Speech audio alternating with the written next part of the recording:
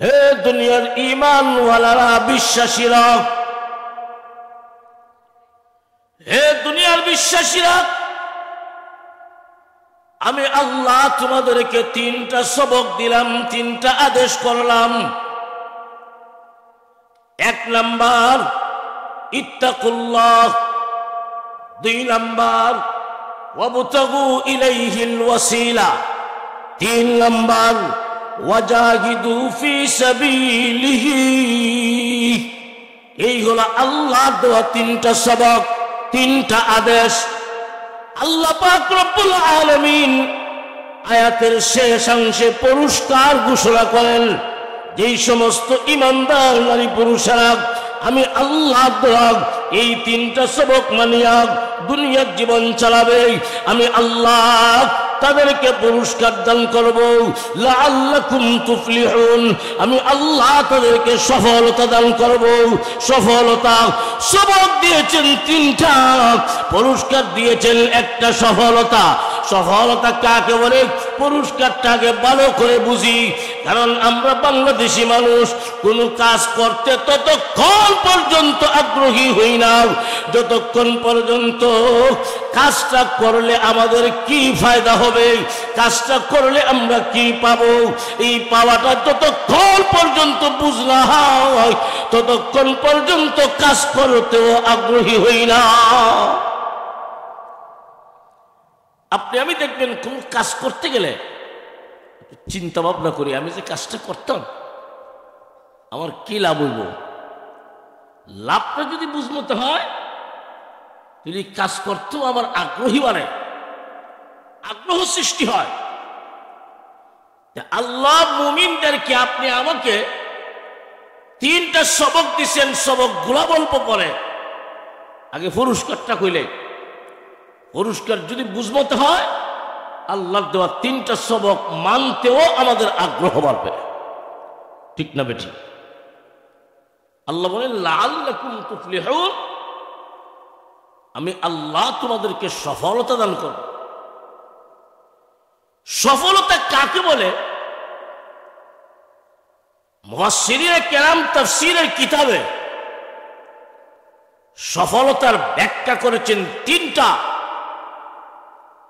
আল্লাহ সফলতা দিবেন, সফলতার একটা অর্থ হলো এই দুনিয়ায় যতদিন তুমি থাকবা মরণ পর্যন্ত সুখময় শান্তির জীবন আল্লাহ তোমাদেরকে দান করবে। এই পুরস্কার ছোট না, বলো আলোচনা। দুনিয়াত এমন কোনো মানুষ নাই যে শান্তি চায় না। আমিও চাই, আপনিও চান, শিক্ষিতরা চায়। কি মাইক দিছেন, এই আওয়াজটা ইজি করে দিন না।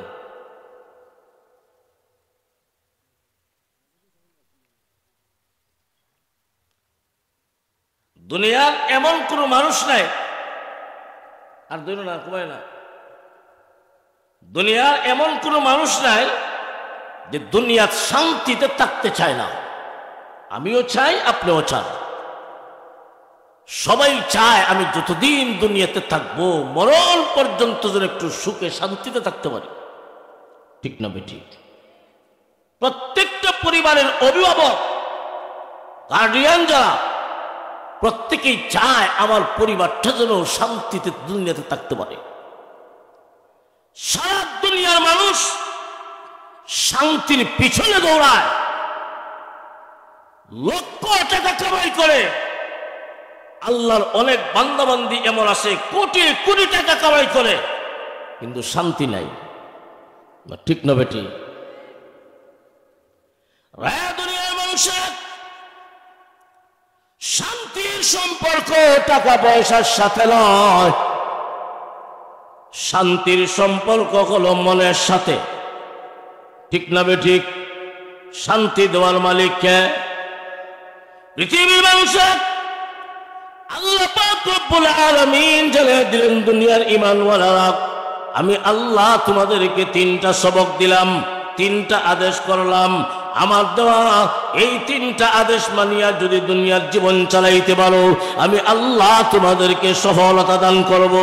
সফলতার একটা ব্যাখ্যা হলো, যতদিন তুমি দুনিয়াতে থাকবা আমি আল্লাহ তোমাকে সুখময় শান্তির জীবন দান করব।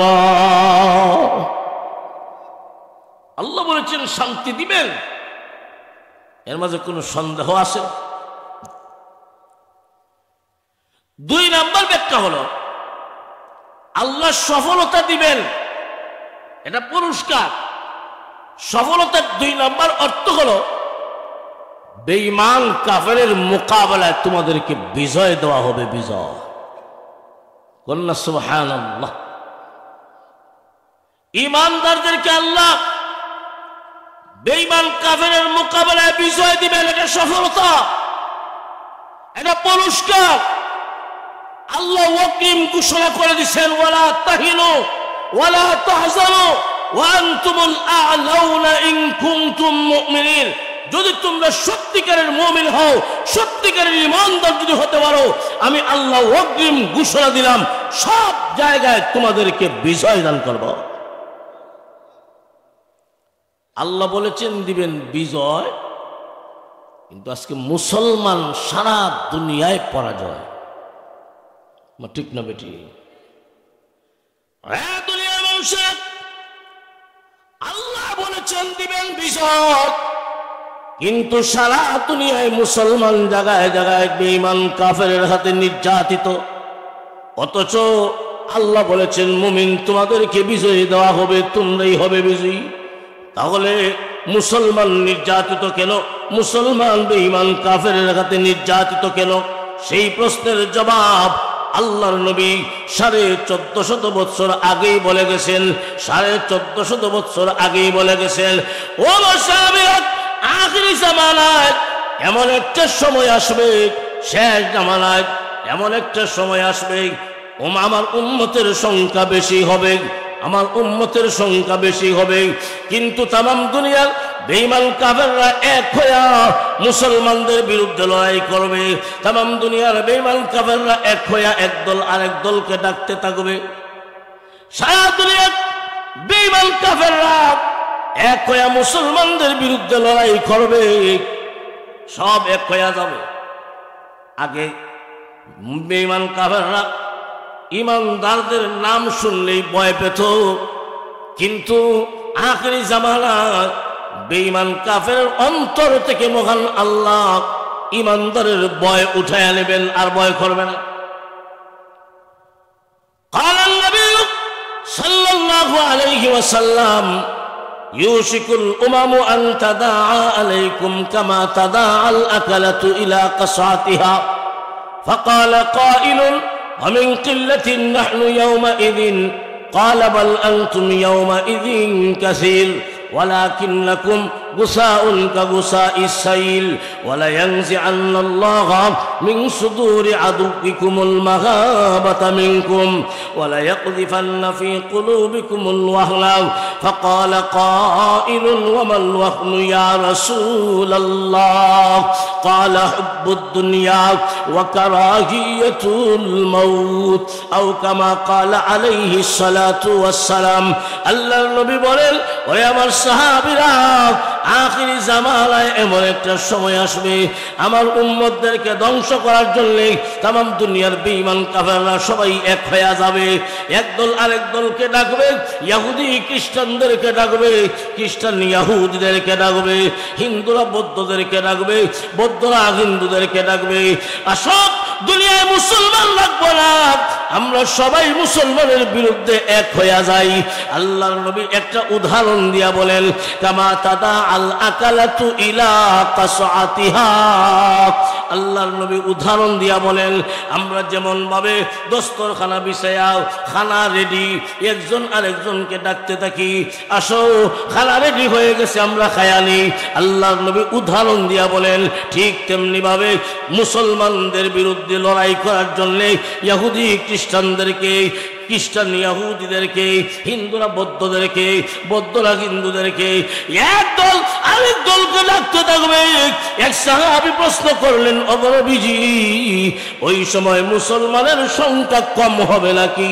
আল্লাহর নবী বলেন, লা লা বাল আনতুম ইয়াউমা ইযিন কাসীর। ওই সময় মুসলমানের সংখ্যা আরো বেশি হবে, কিন্তু বেঈমান কাফেররাও মুসলমানকে ভয় পাবে না।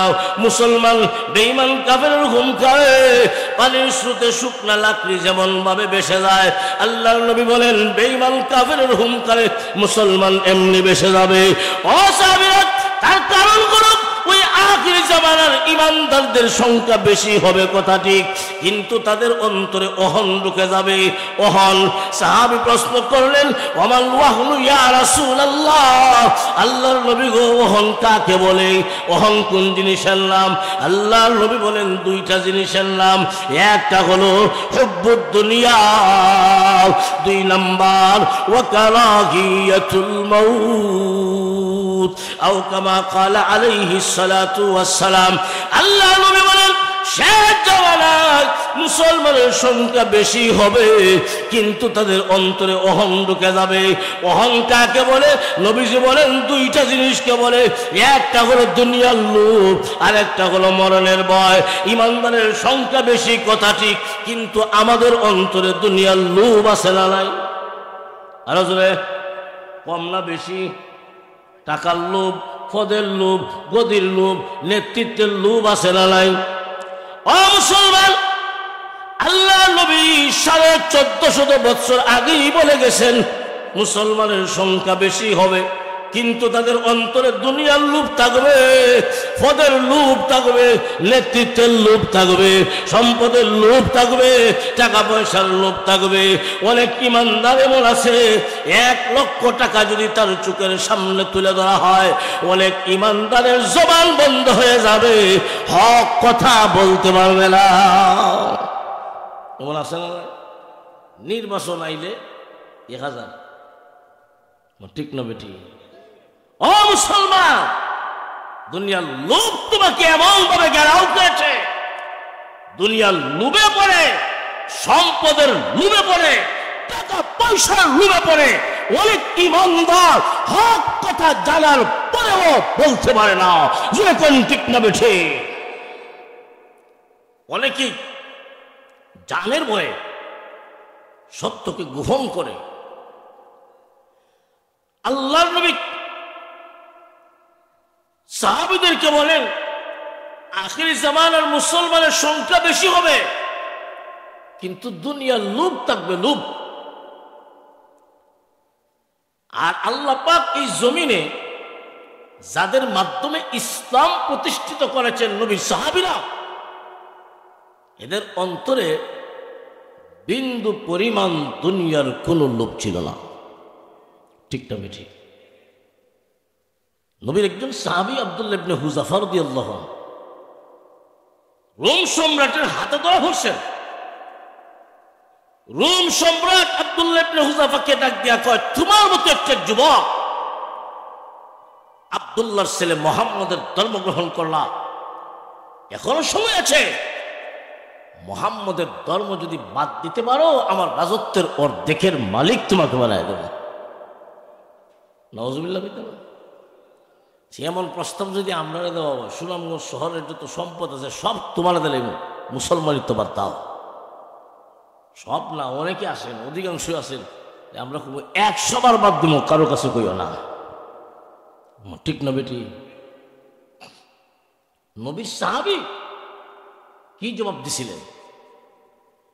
মা মালিকাদ্দুমি লাউ উতিয়ানি মা তামলিকু ওয়া মিম্মা ইয়ামলিকুল আরাব ফামা রাজাতু আন দীনি মুহাম্মাদিন তারফাত আইনি। নবীর সাহাবী আব্দুল্লাহ ইবনে হুযাফা রাদিয়াল্লাহু আনহু ডাক দিয়া বলেন, হে রোমের বাদশা, তুমি আমাকে রাজত্বের লোভ দেখাও, তোমার রোমের রাজত্বের অর্ধেকের মালিক আমাকে বানায়া দিবা।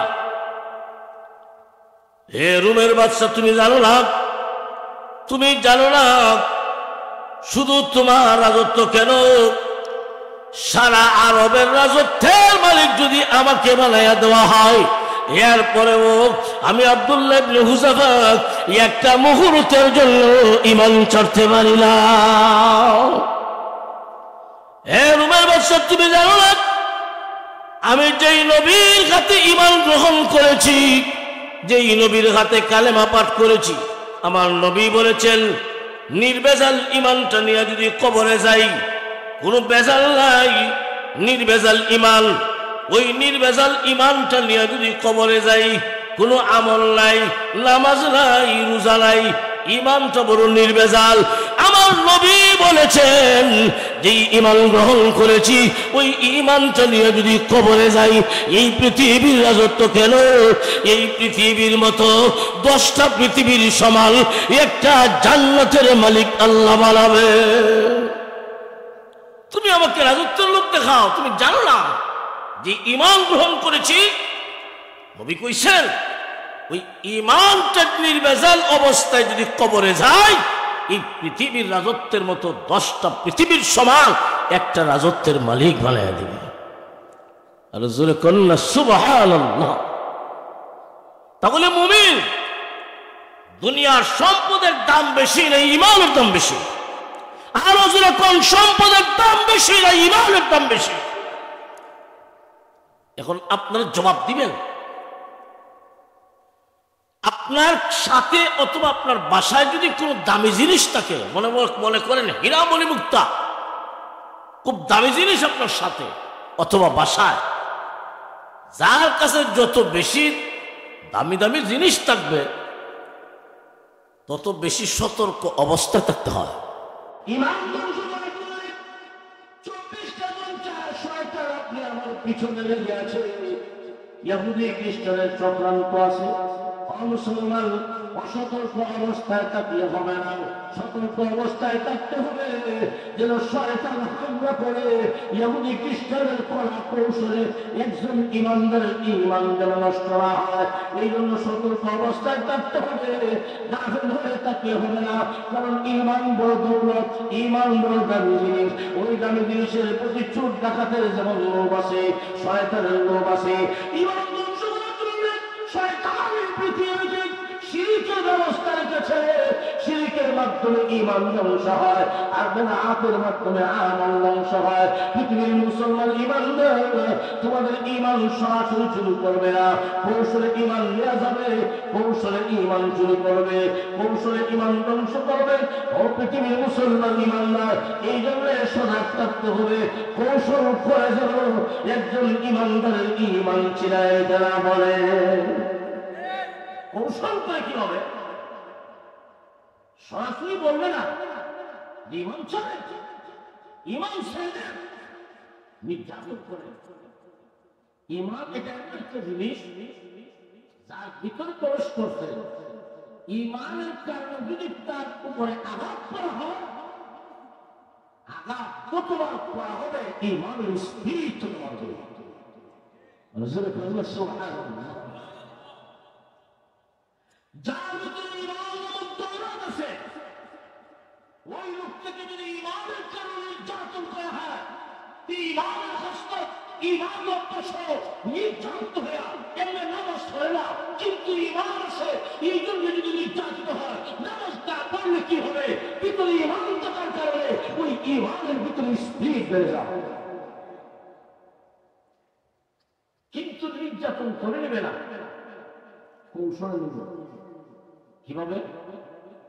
কৌশলে। কৌশল কি? দেখাবে খুব ভালো কাজ, শ্রমের কাজ, করাই ঈমান বলছে। দেখাবে শ্রমের কাজ আর করাবে শিরকি কাজ। দেখাবে শ্রমের কাজ, করাবে ঈমান ধ্বংসের কাজ। যেমন সময় একজন আরেকজনকে বলতাম যেমন এই আঙ্গুলে হলো, আপনার দিকে ছিল আমার এই আঙ্গুলে তো যিনি ধরতে যাবেন প্রস্তুতি নেন, আঙ্গুল একাই তাকে পরিবর্তন হয়, দেখাই কোনটা ঠিক তেমনি ভাবে এই দুনিয়ার শয়তান ঈমান ধ্বংস করলে এমন বড় কৌশলের জাল আপনি আমার সামনে বিছিয়ে রেখেছে। দেখাবো সবের কাজ, কোন ঈমান ধ্বংসের কাজ, দেখাবো সবের কাজ, কোন ঈমান ধ্বংসের কাজ। ও মুসলমান, সজাগ থাকতে হবে, সজাগ থাকতে হবে। একজন ঈমানদারের ঈমান যেন নষ্ট না হয়। কেন? ঈমান বড় দামি জিনিস। ঈমান এমন একটা বস্তু দেখা যায় না, গর্ত হওয়া যায়। ঈমান দেখা যায়। এই পৃথিবীতে যত বস্তু আছে সকল বস্তু দুই ভাগে কয়বার? এক প্রকার বস্তু চোখে দেখা যায়, ধরতে পারা যায়। আরেক প্রকারের বস্তু দেখা যায় না, ধরতে পাওয়া যায়। ধরতে পাওয়া যায় যেমন মনে করেন একটা গাছ ধরতে পাওয়া যায়, দেখা যায় গাছ। ওই গাছের পিছনে যদি কোনো মেস্তরি মেহনত করে, মেহনত করতে করতে 20,000 টাকা দামের একশো সুহাসের বস্তুর দাম বাড়ছে না কমছে? যে কারিগর মেহনত করে বাড়াইল এর দাম বাড়ছে না মেস্তরি রয়ে গেল? একদম বাড়ে। যেমন মনে করেন মাটি, মাটির পিছনে একজন কারিগর মেহনত করতে করতে 10 টাকা দামের একটা ইট বানাইছে, মাটির দাম বাসা করছে। যে মেহনত করে বানাইল এর দাম বাড়ছে না। এই পৃথিবীতে যে সমস্ত বস্তু চোখে দেখা যায়, করতে পাওয়া যায়, ওই সমস্ত বস্তুর পিছনে যদি কোনো মানুষ মেহনত করে জিনিসটার দাম বাড়ে, যে মেহনত করে তার দাম বাড়ে না। ঠিক না বেশি? আরেকটা বস্তু এমন রয়েছে যা চোখে দেখা যায় না, দেখতে পাওয়া যায় না। চোখেও দেখা যায় না, দেখতেও পাওয়া যায় না। ওই বস্তুটার নাম হলো ঈমান।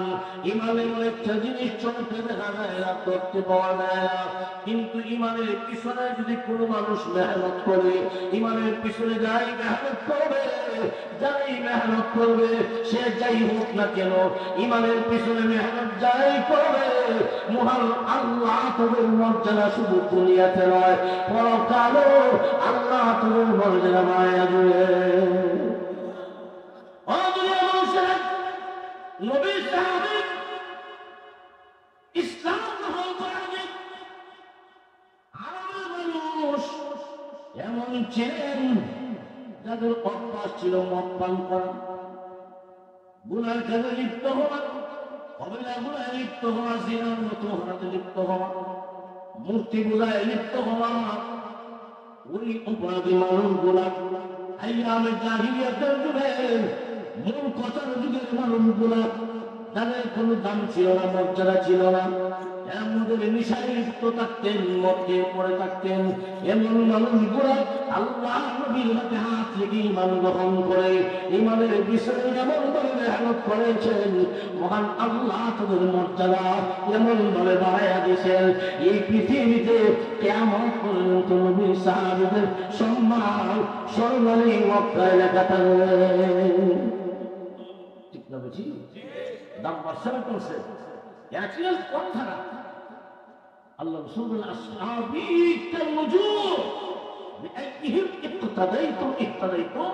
আমার সাহাবীরা আকাশের নক্ষত্র সমতুল্য, সমুদ্রের নাবিকেরা সমুদ্রের পথে যখন চলাচল করে আকাশের নক্ষত্র দেখে দেখে যেমন তাদের রাস্তা নির্ণয় করে, রাস্তা খুঁজে বেড়ায়, আল্লাহ নবী বলেন আমার একজন সাহাবী আকাশের একটা নক্ষত্রের মতো আমার একজন সাহাবীকে কোন মসজিদে অনুসরণ করে জান্নাতের রাস্তা পেয়ে যাবে। যেই মানুষগুলো ছিলেন নিজেরাই পথ হারা, কিন্তু ঈমান গ্রহণ করে ঈমানের পিছনে এমন মেহনত করছে, আল্লাহ এরা হয়ে গেছেন এখন পথের বিষয়। সাহাবায়ে কেরাম তারা হয়ে গেছেন হাদী। এই জন্য কবি বলেন हायगी सोहबत से मुश्तक नाम अस्हाबे रसूल हायगी सोहबत से मुश्तक नाम अस्हाबे रसूल सोहबत नूरे खुदा उनको बनाया ताजकून खुदलते जुल्लत पर अंगूरों के हाथी बन गया खुदलते जुल्लत पर अंगूरों के हाथी बन गया क्या नजर थे जिसने मर्दू को मसीहा कर दिया क्या नजर थे जिसने मर्दू को मसीहा कर दिया अल्लाहु আকবার और दुनिया মানুষের যে মানুষ নিজের কথা যে মানুষগুলো কাছে গুনার কাজ করা যে মানুষগুলো আমাদের নেশায় লিপ্ত থাকতে ওই মানুষগুলো নবীর সহবত হয়েছে এই মানুষগুলো হয়ে গেছেন পথের দিশারি ওই মানুষগুলো হয়ে গেছেন হাদি পৃথিবীর মানুষেরা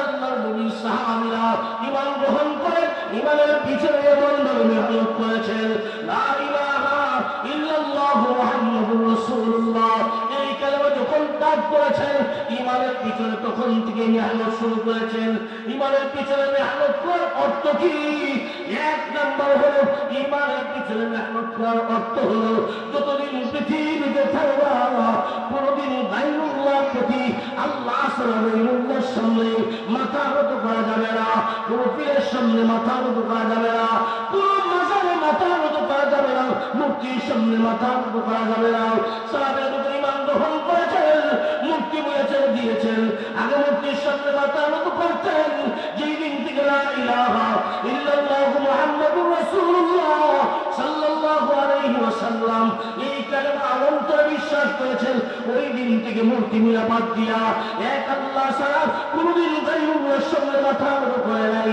কোনদিন পীরের সামনে মাথা নত করে নাই আল্লাহ ছাড়া গায়রুল্লাহর সামনে মাথা নত করা হালাল না হারাম পীরের সামনে মাজারে যেই মানুষগুলা লা ইলাহা ইল্লাল্লাহু মুহাম্মাদুর রাসূলুল্লাহ এই কালেমা অন্তরে বিশ্বাস করে আর মুখে স্বীকার তাসদীক বিল জিনান ইকরার বিল লিসান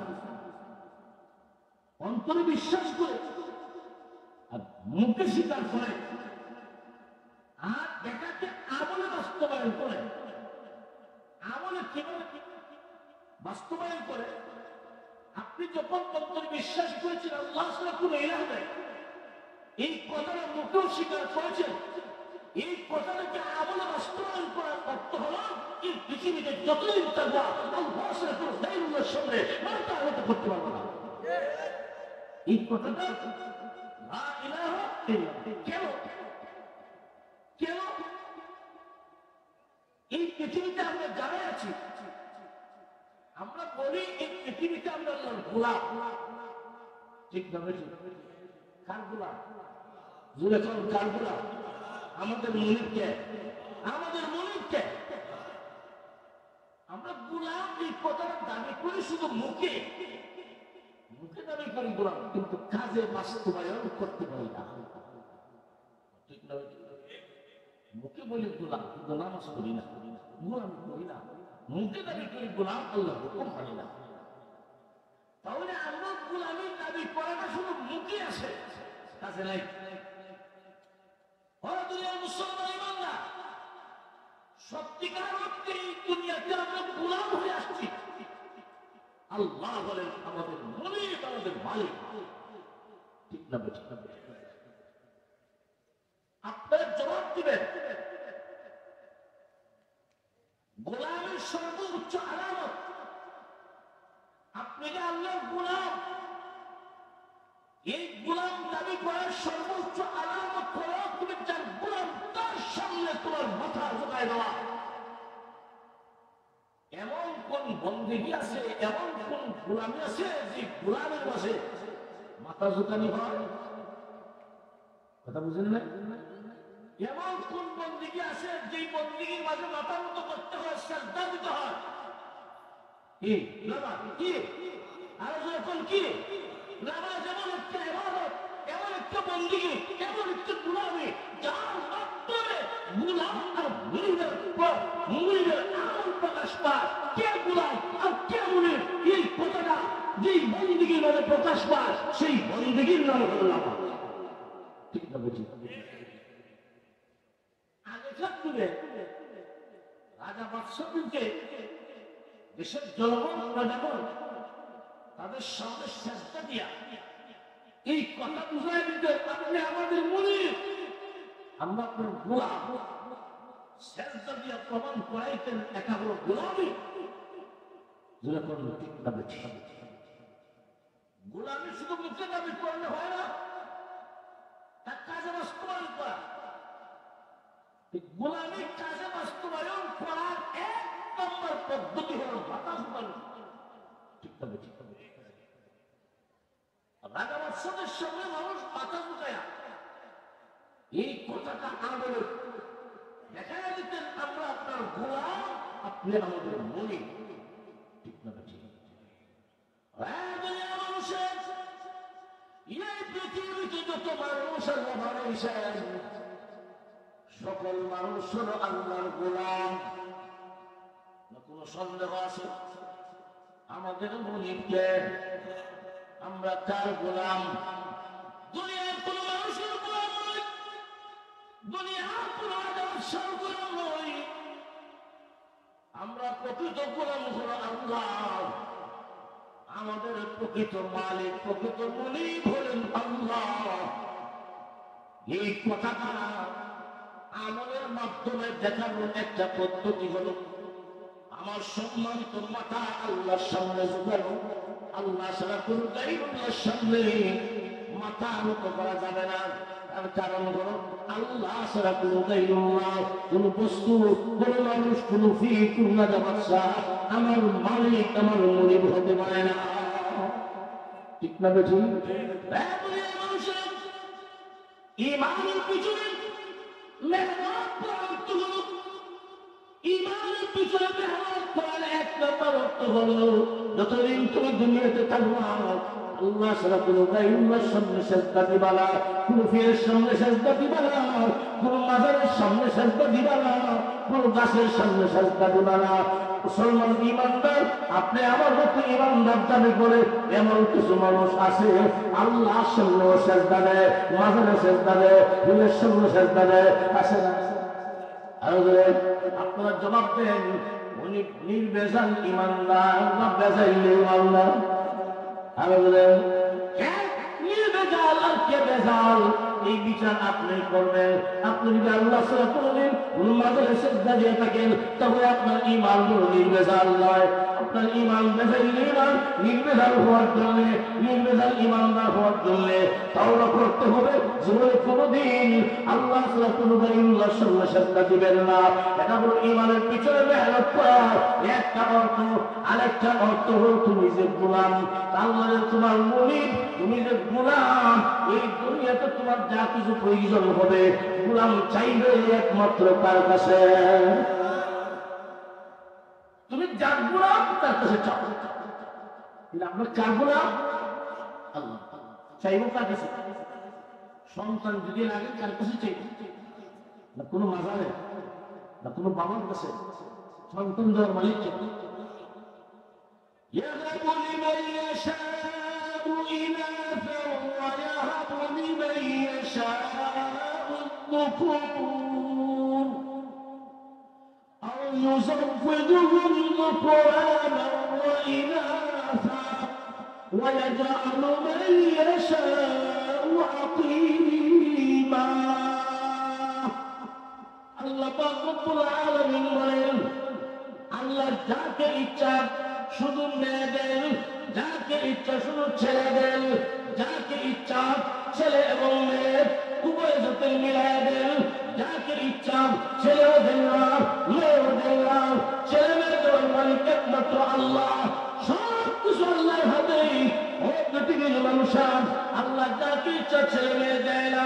এখন তোমাকে যদি আল্লাহ ছেলে মেয়ে না দেন, ছেলেও দেন না, মেয়েও দেন না,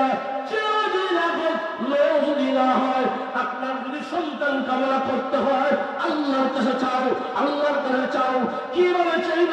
পয়গম্বর ইব্রাহিম আলাইহিস সালাতু ওয়াস সালাম সন্তান হয় না, এমন বয়সে যখন পৌঁছলেন সন্তান হওয়ার মতো বয়স নয়, এমন বৃদ্ধ বয়সে পৌঁছলেন, ওই বয়সে সচরাচর সন্তান হয় না, ছেলেও হয় না, মেয়েও হয় না। আল্লাহ পাক রব্বুল আলামিনের কাছে পয়গম্বর ইব্রাহিম আলাইহিস সালাতু ওয়াস সালাম সন্তান কামনা করলেন। এইভাবে কামনা করলেন, রব্বি হাবলি মিনাস সালিহিন, আল্লাহ আমাকে একটা নেককার সন্তান দান করো, একটা নেককার সন্তান দান করো। পয়গম্বর ইব্রাহিম আলাইহিস সালাতু ওয়াস সালাম সন্তান হয় না, আল্লাহ সন্তান চাইলেন। কি পদ্ধতিতে চাইলেন, কোন বাক্যে চাইলেন, কিভাবে চাইলেন? আল্লাহ পাক রব্বুল আলামিন পয়গম্বর ইব্রাহিম আলাইহিস সালাতু ওয়াস সালামের কথাটা কোরআনের আয়াত বলে বিশ্বনবীর কাছে নাযিল করে এই উম্মতকে আল্লাহ শিক্ষা দিয়েছেন, ও আমার নবীর উম্মতেরা, তোমাদের যদি সন্তান না হয়, আমার প্রভু যে সন্তান চাও। পয়গম্বর ইব্রাহিম আলাইহিস সালাতু ওয়াস সালাম যেভাবে সন্তান কামনা করেছিলেন, আল্লাহ রব্বি হাবলি মিনাস সালিহিন, আল্লাহ একটা নেককার সন্তান দাও। আপনি আমার যদি সন্তানের প্রয়োজন হয়, আল্লাহ একটা ছেলে দাও, একটা মেয়ে দাও, এইভাবে দাও। আপনি বলবেন, আল্লাহ একটা নেককার সন্তান দান করো। সন্তান দেওয়ার মালিক কে?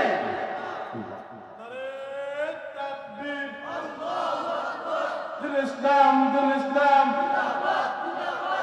মুফতি শামসুল ইসলাম চৌধুরী সাহেব, অষ্টগ্রাম বরকত মাদ্রাসা, নারে তাকবীর। তাহলে ভাই বলতেছিলাম, ঈমানের পিছনে মেহনত করা অর্থ কি? একটা বড় অর্থ হলো যতদিন দুনিয়ায় থাকবো কার সামনে মাথা নত করবো, আমি যখন কার সামনে। 2 নম্বর, আমি যে গোলাম, আমার মুরিদ আল্লাহ, এই কথাটা এই দুনিয়ায় যতদিন আমি থাকবো আমার যা কিছু প্রয়োজন আমি চাইবো কার কাছে? এটা হলো ঈমানের দাবি। আমি যে আল্লাহর উপর বিশ্বাস স্থাপন করেছি, আমি যার গোলাম, লা ইলাহা ইল্লাল্লাহ, এই কালেমার উপর বিশ্বাস স্থাপন করে এই কথা স্বীকৃতি দিলাম, আমি একমাত্র আল্লাহর গোলাম, আমি গোলাম আল্লাহর, আমার মুরিদ। গোলাম হিসাবে যা লাগে চাওয়া তার কাছে। ঈমানের পিছনে মেহনত করার অর্থ আল্লাহ ছাড়া গায়রুল্লাহর সঙ্গে শেরক দিব না। পারবেন তো ইনশাআল্লাহ? পারবেন তো ইনশাআল্লাহ? যা কিছু প্রয়োজন চাইবো তার কাছে। নবীজি বলছেন, তোমার জুতার ফিতাও যদি ছিঁড়া না, জুতার ব্যাগ বর্তমানে নাই, আমরা শুরু হলো দেখছি একজন জুতা কিনলে ব্যাগ ছিঁড়ছে, 2 টাকা দিয়ে একজন ব্যাগ হবে না, আমরা দেখছি। তখন ব্যাগ ছিঁড়ছে, এটা আবার তার দিয়ে আবার হাসে, যতদিন চলে যায়। আল্লাহ রাসূল তোমার জুতার ফিতাও যদি ছিঁড়ে যায়, চাইবা কার কাছে? আর যখন চাইবা কার কাছে? তোমার মালিককে। এটা হলো মুমিনের বিশ্বাস। আমার যা লাগে সব চাইবা আল্লাহর কাছে। তুমি সত্যিকারের গোলাম যদি হও, সত্যিকারের ইবাদত যদি হও, তোমার যা লাগে, যা প্রয়োজন আল্লাহর কাছে চাইবা। চাইতে দেরি হবে, আল্লাহ তোমাকে দিতে দেরি করবে না। তুমি যদি বিপদে পড়ে যাও, যত বড় বিপদে হলো চাও, আল্লাহ তোমাকে উদ্ধার করবে। আল্লাহ সুবহানাহু। সত্যিকারের মুমিন যদি হও, আল্লাহ তোমাকে বিপদ থেকে উদ্ধার করবেন। পয়গম্বর ইউনূস আলাইহিস সালাতু ওয়াস সালাম কত বড় বিপদে পড়েছিলেন। 7টা অন্ধকারের ভিতরে একটা হলো পয়গম্বর ইব্রাহিম আলাইহিস সালাতু ওয়াস সালাম সমুদ্রে একটা মাছ ওনাকে গিয়ে ফেললো। ওই মাছটাকে আরেকটা মাছ, দ্বিতীয় মাছ গিয়ে ফেললো। এর 2টা মাছের পেটের ভিতরে অন্ধকার। 3 নম্বর, সমুদ্রের অতল গভীরের অন্ধকার, সমুদ্রের নিচের অন্ধকার। 4 নম্বর, রাত্রিবেলার অন্ধকার। এই 4টা বড় বড় বিপদের সম্মুখীন, 4টা অন্ধকারের ভিতরে পয়গম্বর ইউনূস আলাইহিস সালাতু ওয়াস সালাম ওই সমুদ্রের অতল গভীরে আল্লাহকে ডাক দিলেন, লা ইলাহা ইল্লা আনতা সুবহানাকা ইন্নী কুনতু মিনাজ জালিমিন। আল্লাহ নিশ্চয় আমি জুলুম করেছি, নিশ্চয় তুমি ছাড়া আমাকে কেউ বিপদ থেকে উদ্ধার করতে পারবে না। আল্লাহ তুমি ছাড়া কেউ আমাকে রক্ষা করতে পারবে না। আল্লাহ তুমি আমাকে উঠাও, তুমি আমাকে বাঁচাও। আল্লাহ তুমি ছাড়া আমাকে কেউ উদ্ধার করতে পারবে না। পৃথিবীর মুসলমান ইমানদার একা একটা লক্ষণীয় বিষয়, সমুদ্রের অতল গভীরে পয়গম্বর ইউনূস ডাক দিয়া বলেন, আল্লাহ তুমি ছাড়া কেউ বাঁচাতে পারবে না। তুমি আপনি আমি যখন কারোর সঙ্গে কথা বলি, লোকটা যদি উপস্থিত থাকে তখন তুমি বা আপনি বলা হয়, ঠিক না? ঠিক না? আর লোক যদি উপস্থিত না থাকে তখন উনি, তিনি, সে, যেটাকে আরবি গ্রামার অনুযায়ী গায়ক বলা হয়। আর যার সাথে কথা বলেন ওনাকে হাজির বলা হয়। পয়গম্বর ইউনূস আলাইহিস সালাম বলেন, সমুদ্রের অতল গভীরে আল্লাহ তুমি ছাড়া কেউ বাঁচাতে পারবে না। সুবহানাল্লাহ। এখান থেকে প্রমাণ, সমুদ্রের গভীরে নিচে আল্লাহ আছেন। আর তুমি চাইতে আমাকে উদ্ধার করতে পারবে না। আল্লাহ বলেন, ফাস্তাজাবনা লাহু ওয়া নাজ্জাইনাহু মিনাল গাম। পয়গম্বর ইউনূস আলাইহিস সালাম যখন আমাকে ডাক দিল, আমি আল্লাহ পয়গম্বর ইউনূসের ডাকে জবাব দিলাম। ফাস্তাজাবনা লাহু, পয়গম্বর ইউনূসের ডাকে জবাব দিলাম। আল্লাহ পয়গম্বর ইউনূসকে চারটা অন্ধকারের ভিতর থেকে বের করে আনলাম। আমাকে ডাক দিল, আমি আল্লাহ তাকে জবাব দিয়া তাকে বিপদ থেকে উদ্ধার করে আনলাম। ইউনূস আলাইহিস সালাম 40 দিন পর্যন্ত মাছের পেটে ছিলেন। আল্লাহ মাছের খাদ্য হিসাবে দেয় নাই। আল্লাহ মাছের পেটকে পয়গম্বর ইউনূসের জন্য সর্বোত্তম স্থান বানাইলেন। আল্লাহ পাক রব্বুল আলামিন ওই পয়গম্বর ইউনূস আলাইহিস সালামকে চারটা অন্ধকারের ভিতর থেকে বের করে আল্লাহ মুক্তি দিলেন। ওই আয়াতের শেষ অংশে আল্লাহ বলেন, ওয়া কাযালিকা নুনজিল মুমিনিন। আল্লাহ পাক রব্বুল আলামিন এই ঘটনা বিশ্ব নবীর কাছে আল্লাহ কোরআনের আয়াত বানায়া আপনি আমার নবীর কাছে পয়গম্বর ইউনূস আলাইহিস সালামের বিপদ পড়ার ঘটনা, মাসের ঘটনা কোরআনের আয়াত বানায়া আল্লাহ নবীর কাছে নাযিল করে এই উম্মতকে আল্লাহ জানায়া দিয়েছেন, পয়গম্বর ইউনূস বিপদে পড়ে আমাকে ডাক দিল, আমি আল্লাহ জবাব দিলাম, উদ্ধার করলাম। আয়াতের শেষ অংশে আল্লাহ বলেন, ওয়া কাযালিকা নুনজিল মুমিনিন। ও নবীর উম্মত, ও আমার নবীর উম্মতেরা, মুহাম্মদুর রাসূলুল্লাহ উম্মতেরা, ও তোমরা যদি সত্যিকারের ইমানদার হয়ে থাকতে পারো, সত্যিকারের ইমানদার হয়ে থাকতে পারো, সত্যিকারের ইমানদার হলো তারা আল্লাহ সাল্লাল্লাহর সামনে সিজদা দেয় না। যারা সত্যিকারের ইমানদার হলো তারা আল্লাহ ছাড়া কারোর কাছে সাহায্য চায় না। ছাড়া আল্লাহ সত্যিকারের ইমানদার যদি তোমরা হতে পারো, আমি আল্লাহ তোমাদেরকে কথা দিলাম, পয়গম্বর ইউনূসের মতো আমি আল্লাহ তোমাদেরকে বিপদ থেকে উদ্ধার করব। পয়গম্বর ইউনূস আলাইহিস সালাম বিপদে পড়ছেন, ডাক দিয়েছেন, আমি জবাব দিয়ে তাকে উদ্ধার করে দিলাম। হে উম্মত মুহাম্মদী, আমি আল্লাহ তোমাদেরকে কথা দিলাম, সত্যিকারের ইমানদার যদি হয়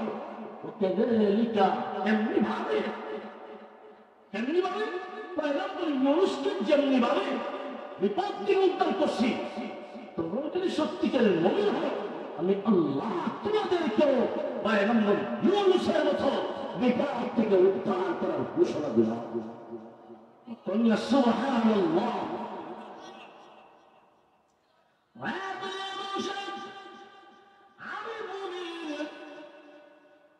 আমার ঈমানের উপর ইস্তেকামত থাকবে, মরণ পর্যন্ত ঈমানের উপর ইস্তেকামত থাকবে। কারণ ঈমান বড় দামি জিনিস, ঈমান বড় দামি জিনিস। ওই ঈমান ধ্বংস করার জন্য আপনি আমার পিছনে শয়তান লেগে আছে, আপনি আমার পিছনে ইহুদি খ্রিস্টানের চক্রান্ত আছে। এই জন্য মুমিন তুমি সাবধান সতর্ক থাকতে হবে। অনুমান লিখা কৌশলের জন্য তোমার ঈমান ধ্বংস না হয়, ঈমান চিনায় না। ওই ঈমান যদি ইস্তেকামতের সাথে দেখতে পারো, আর নির্বেজাল ঈমান নিয়ে যদি কবরে যাও, মহান আল্লাহ শুধু ঈমানের বিনিময়ে ঈমানটা আছে, ওই ঈমানের বিনিময়ে 10টা পৃথিবীর সমান একটা জান্নাতের মালিক বানাইলেন। কিয়ামতের কঠিন ময়দানে আল্লাহ পাক রব্বুল আলামিন একদল মুমিনদেরকে আল্লাহ বিনা হিসাবে জান্নাত দিবেন, আর একদল মুমিনদেরকে সহজ হিসাবে জান্নাত দিবেন। আর কিছু ঈমানদার যাদের ঈমান আছে, ঈমানটাই আছে, গুনাহগার মুসলমান, গুনাহ করেছে, মাফের কোনো ব্যবস্থা নাই, উসিলা নাই, গুনাহ আছে কিন্তু মাফের কোনো ব্যবস্থা নাই, কিন্তু ঈমানটা বড় নির্ভেজাল। ওই সমস্ত গুনাহগার মুসলমানদেরকে আল্লাহ পাক রব্বুল আলামিন তার ইচ্ছা অনুযায়ী জাহান্নামের আগুনে জ্বালাবেন, জাহান্নামের আগুনে জ্বালাইবেন। একদিন আল্লাহ পাক রব্বুল আলামিনের দয়া ওই সমস্ত গুনাহগার মুসলমানদেরকে ঈমানের বদৌলতে আল্লাহ মাফ করে জান্নাত দান করবেন। এরা সর্বশেষ জান্নাতি, যারা গুনার শাস্তি পায়া, গুনার কারণে জাহান্নামের শাস্তি পায়া আল্লাহ দয়া এবং মায়ায় তাদেরকে জান্নাত দেওয়া হলো। ওই সমস্ত নিম্ন জান্নাতের আয়াতন হবে এই পৃথিবীর মতো 10টা পৃথিবীর সমান। এর আগে যারা বিনা হিসাবে গেছে আলেম ওলামা, এরা জান্নাত প্রথম আল্লাহ জানে, ঠিক না বেঠিক? আর আপনি আমার মতো যারা ঈমান সহি আছে, কোনো আমল নাই, গুনাহ আছে, মাফের কোনো ব্যবস্থা নাই, কিন্তু নির্ভেজাল ঈমান, কোনদিন মাজারে সাজদা দিছে না, কোনদিন ফিরের সামনে সাজদা দিছে না, নির্ভেজাল ঈমান, ঈমানের উপর ইস্তেকামত ছিল। ও মুসলমান, আল্লাহ নবী হাদিস শরীফের মধ্যে বলেন, মান ক্বালা লা ইলাহা ইল্লাল্লাহ দাখালাল জান্নাহ। যেই মানুষ লা ইলাহা ইল্লাল্লাহ পাঠ করবে, অন্তর বিশ্বাস করবে আর মুখে স্বীকার করবে, অন্তর বিশ্বাস করবে আর মুখে স্বীকার করবে, আমল বিল আরকান, আমলে বাস্তবায়ন করবে। এক নম্বর হলো আল্লাহ তাআলা